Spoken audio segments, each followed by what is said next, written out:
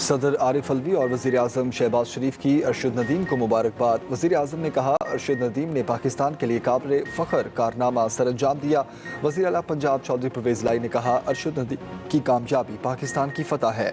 मरियम नवाज़ की gold medal जीतकर पाकिस्तान का नाम रोशन करने पर अरशद नदीम को शाबाश। कौमी क्रिकेट टीम के कप्तान बाबर आजम की भी अरशद नदीम को मुबारकबाद।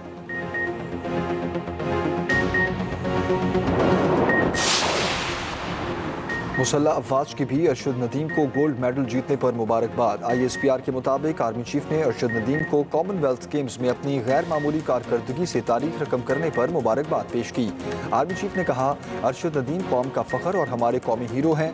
DG ISPR major general Babar Iftikhar ने ट्वीट किया, अरशद नदीम ने बेहतरीन कारकर्दगी का मुजाहरा किया, पाकिस्तान का सर फ़ख्र से बुलंद कर दिया।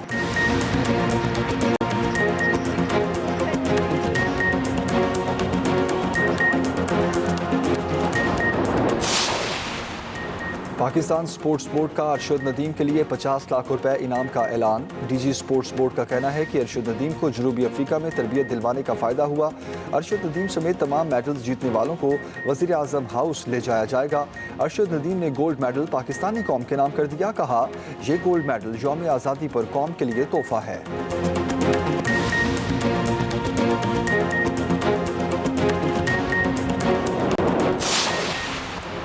और मुल्क भर में 9 मुहर्रमुल हराम के जुलूस। कई शहरों में मोबाइल फ़ोन सर्विस बंद। सिक्योरिटी के सख्त इंतजामात। पुलिस की भारी नफरी तैनात। कराची में 9 मुहर्रमुल हराम का मरकजी जुलूस निश्तर पार्क से बरामद होगा। जुलूस अपने रिवायती रास्तों से गुजरता हुआ खारा दर में इमाम बारगाह हुसैनिया ईरानिया पर ख़त्म होगा। लाहौर में मरकजी जुलूस इस्लामपुरा की पांडो स्ट्रीट से बरामद होगा।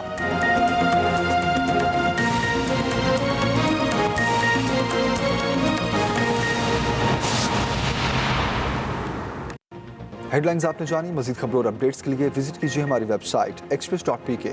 देखते रहिए Express news. Welcome back to Expresso. Programme के दूसरे हिस्से में आपको खुशामदीद। और अब बारी है हमारे सेगमेंट निकले तेरी तलाश में, जिसमें आज बात हो रही है मुस्तंजर हुसैन तार साहब की किताब चित्राल दास्तान पर। इस किताब का पहली किस्त है, इस पर क्या डिस्कशन हो रही है, देखते हैं आज का सेगमेंट।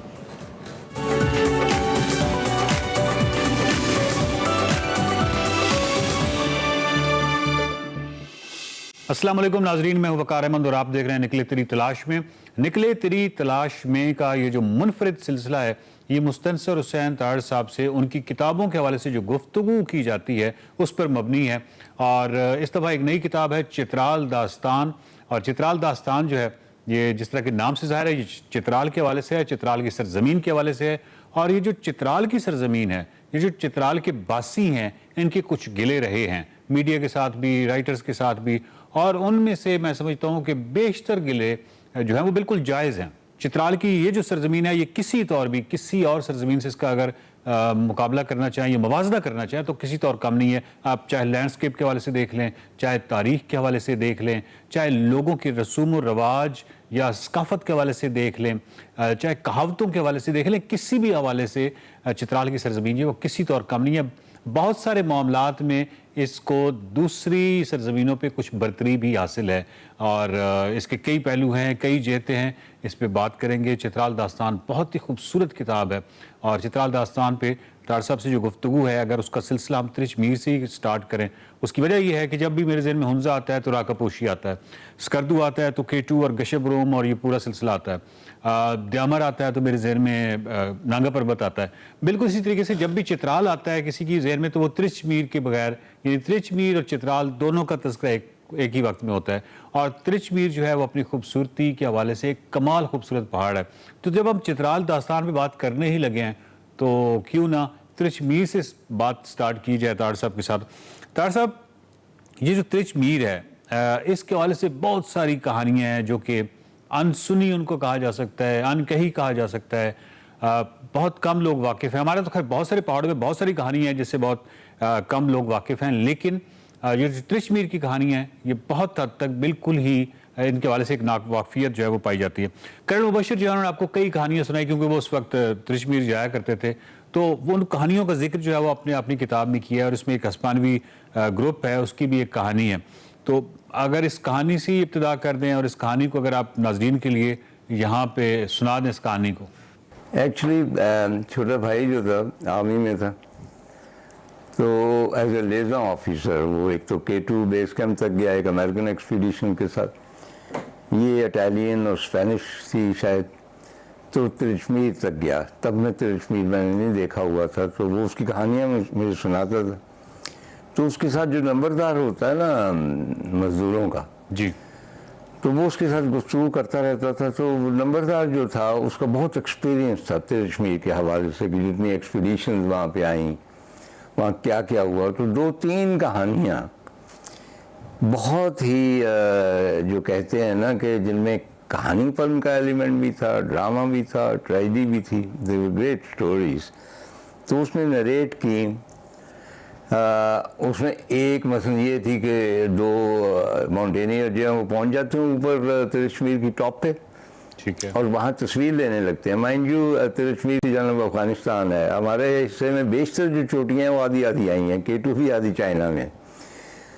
तो वो तस्वीर लेने लगा, तो दूसरा जो माउंटेनियर था जो तस्वीर उतरवा रहा था उसको उसने कहा ज़रा पीछे हो जाए, जिस तरह वो कैमरे का, तो पीछे हुआ, उसको फिसल गया और वो लुढ़कता हुआ तकरीबन 15 फुट नीचे, और बर्फ़ थी वहाँ पे जा गिरा। चोट नहीं आई, वो खड़ा हो गया हंसता हुआ कि भाई कुछ नहीं हुआ। तो उसने कहा आ जाओ मैं तुम्हारी तस्वीर। तो उसने वहाँ खड़े हुए भी कि उसकी तस्वीरें उतराई। उसके बाद उसने वापस आने की कोशिश की। ठीक, वो स्लोप ऐसी थी, it was the top of Tirich Mir, कि उसके पर चढ़ा नहीं जा रहा। पहले तो वो हंसी खेल में ही सारा सिलसिला जारी रहा, उसके बाद वो सीरियस हो गए। एंड ए टाइम केम कि इवनिंग हो रही थी और वो नहीं चढ़ पा रहा था। एंड फाइनली उसने उसको कहा कि देखो तुम जब तक बेस कैंप नहीं पहुंचोगे तुम भी मेरी तरह मारे जाओगे। आई एम फिनिश्ड, मैं ऊपर नहीं आ सकता, तुम जाओ। और जिस तरह फिर उसको छोड़ा है, मतलब आपका दोस्त है, जिंदा है, हंसता खेलता है, यहाँ खड़ा हुआ है 10-15 फुट नीचे, and he cannot come to you. एक तो ये थी, लेकिन दूसरी जो ड्रामेटिक स्टोरी थी वो ये थी कि भाई एक बाप और बेटी उसकी और बेटी का मंगेतर, ये तीनों ने बहुत मुश्किल से, आपको मालूम है कि जुनून होता है माउंटेनियरिंग का, साल फैक्ट्रीज में काम करके पैसे जमा किए, यहाँ आके प्राइवेटली को चंद एक पोर्टर लिए, उनमें ये पोर्टर नंबरदार भी था। तो बाप और बेटी और उसका मंगेतर, उन्होंने कहा कि शादी से पहले हम ये तिरचमीर फतह करके आए। अच्छा, तो बाहर तो और इन शॉर्ट जब वो तिरचमीर के ऑलमोस्ट बेस कैंप तक पहुंचे, उस रात वो लड़की को बुखार हो गया जो मंगेतर थी उसकी, और शदीद बुखार हो। तो अब मसला ये था कि अब ऊपर कैसे जाया जाए,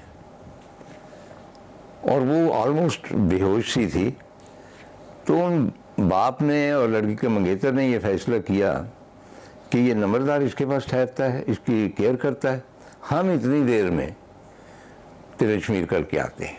और उसके लिए कुछ वक्त था, तो उसमें टेंट में वो पड़ी हुई थी, तो वो चले गए। अब ये एक डेस्टिनेशन है तिरचमीर के बेस कैंप में, वहाँ तो कोई लोग नहीं जाते।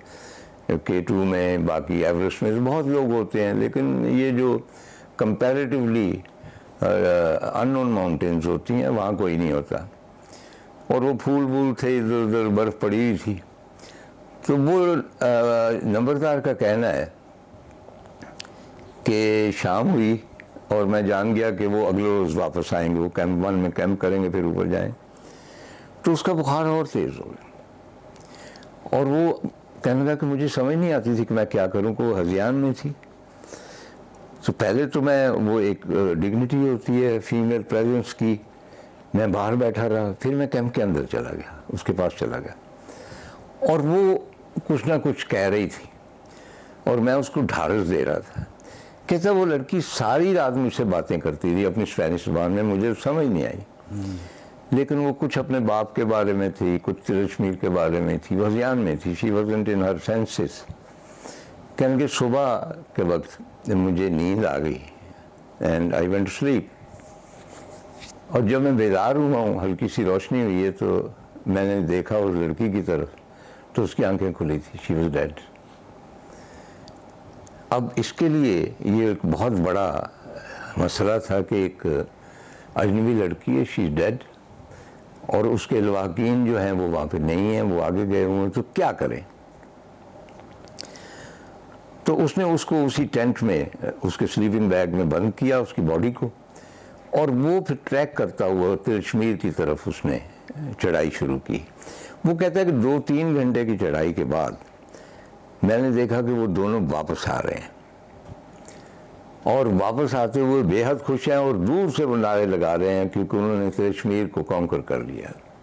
और उसके बाद पहाड़ों में इस किस्म का अजीब मातम होता है ना, कोई सुनने वाला नहीं होता, और उनकी जो आहुक फुगान थी, स्पेनिश वैसे भी ज़रा ओरिएंटल से हैं अपने एटीट्यूड में, और अपने इमोशंस को ज़्यादा डिस्प्ले करते हैं। खैर वो रोते रोते रहे, finally we came to the tent. वहाँ पे हमने वो एक आर्जी सा स्ट्रेचर बनाया, उसके ऊपर बॉडी डाली, रस्सी बांधे, और उसको 2 दिनों में हम नीचे ले आए। नीचे एक कब्रिस्तान था, वहाँ दफन करना था उसकी बॉडी, वहाँ तो जा नहीं सकती थी, फासले बहुत थे ना। अब जी उस वक्त चित्राल पहुँचना ही मुश्किल है, चे जाए वहाँ चित्राल से निकल के फिर पेशावर, फिर वहाँ से स्वेन वगैरह वगैरह। तो लोकल कब्रिस्तान में उन्होंने लेके गए, तो वहाँ पे कुछ मजहबी लोगों ने कहा कि जी ये तो क्रिश्चियन है, इसको हम यहाँ दफन नहीं होने देंगे। इस पर वो नंबरदार ने भी उनका साथ दिया। उसने कहा क्या हुआ, ये देखो ट्रेजेडी हुई है, और उसका मंगेतर भी हवास मांगता था, उसने पिस्तौल निकाल लिया कि मैं ये कर दूंगा, बार था।